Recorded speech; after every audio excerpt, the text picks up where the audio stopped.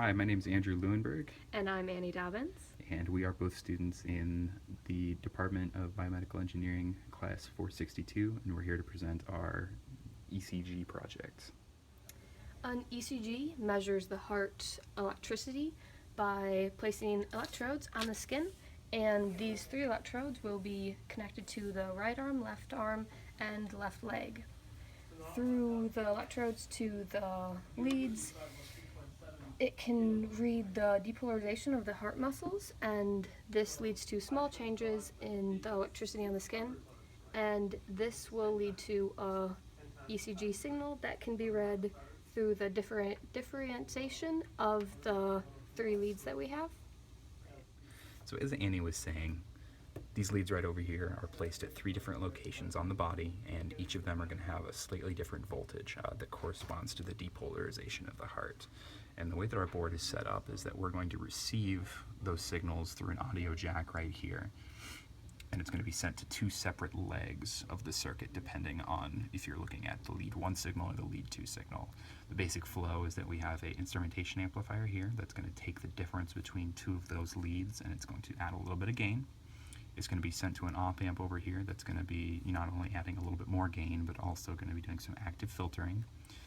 And then we have a digital potentiometer here that's able to kind of scale the gain up and down depending on what our output voltage is.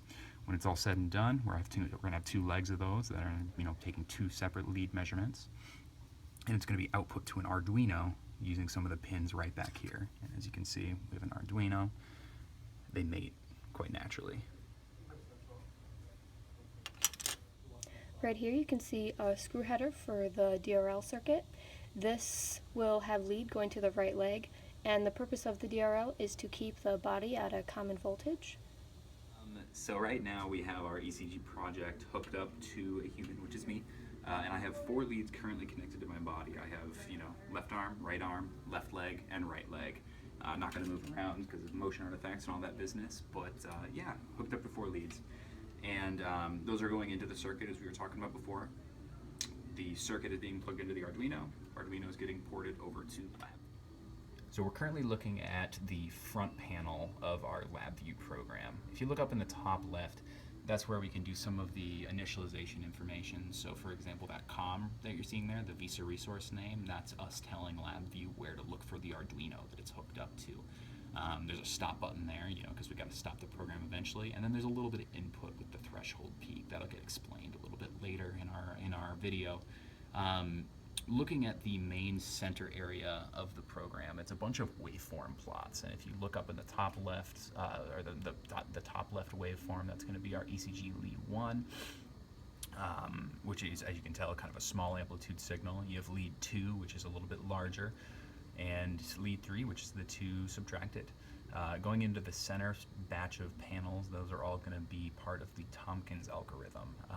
So as we'll explain earlier, that involves filtering and doing the derivative and doing the square, and then at the very bottom getting just a nice pulse that represents the QRS waveform.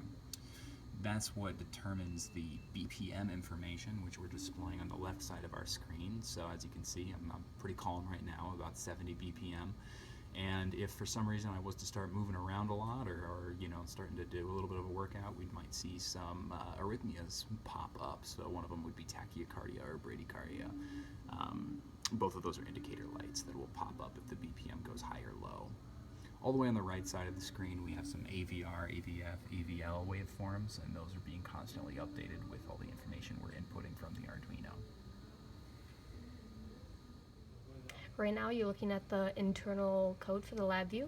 If you look over here, you'll see the initialization segment of the code where it's brought in from the Arduino.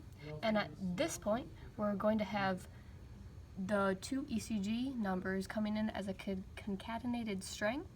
And as it comes through here, we split the string to 2 because there's a space between the 2 numbers, and then as it goes along, it will take away the white space and change the 2 strings into numbers, and then we have our 2 ECG leads. From this point, we split it into 2 parts, so we're doing the math for finding the AVF, AVR, and AVL, and on the top, we do the Tompkins formula. So the way that we implemented our Tompkins algorithm is through something that's called a sub-VI.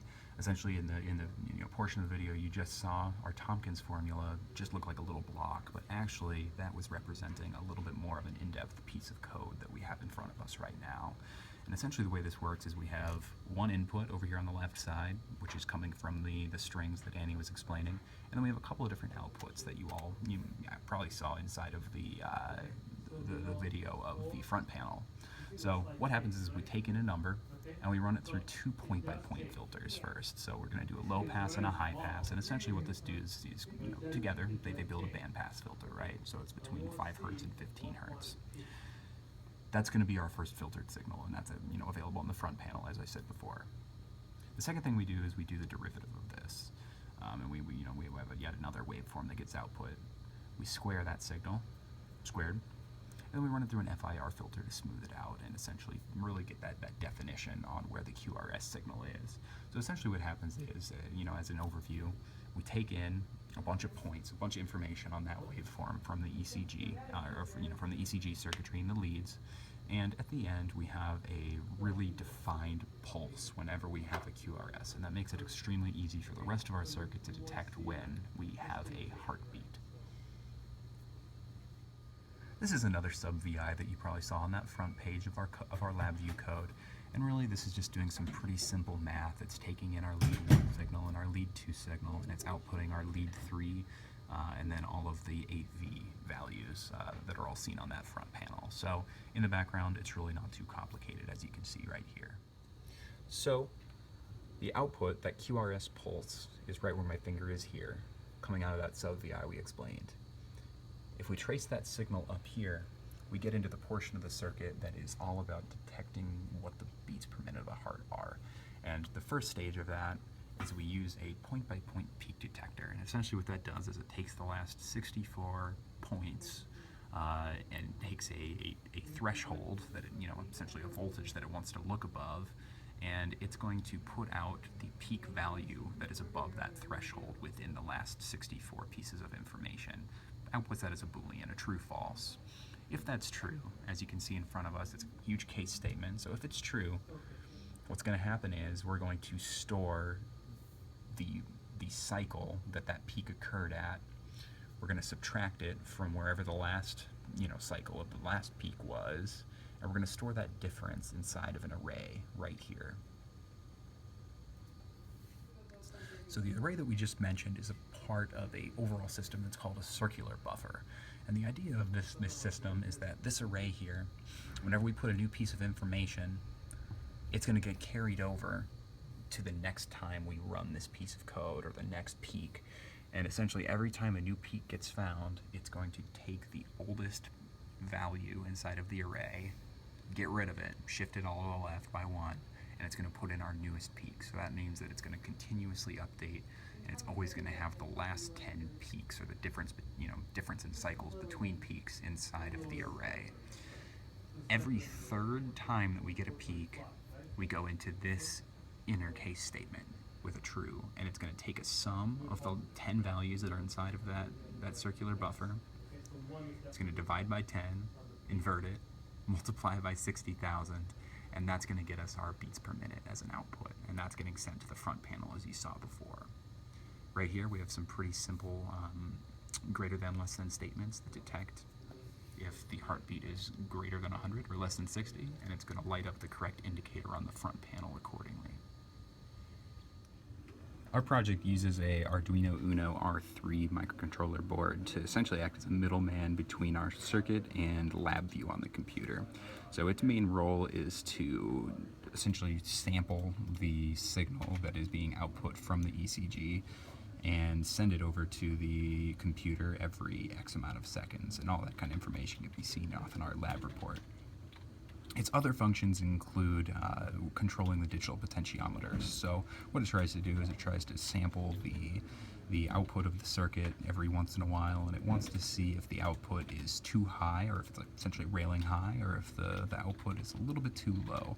And what it can do is it can move some of these digital potentiometers up and down accordingly to make sure that the output gain is right where we want it to be.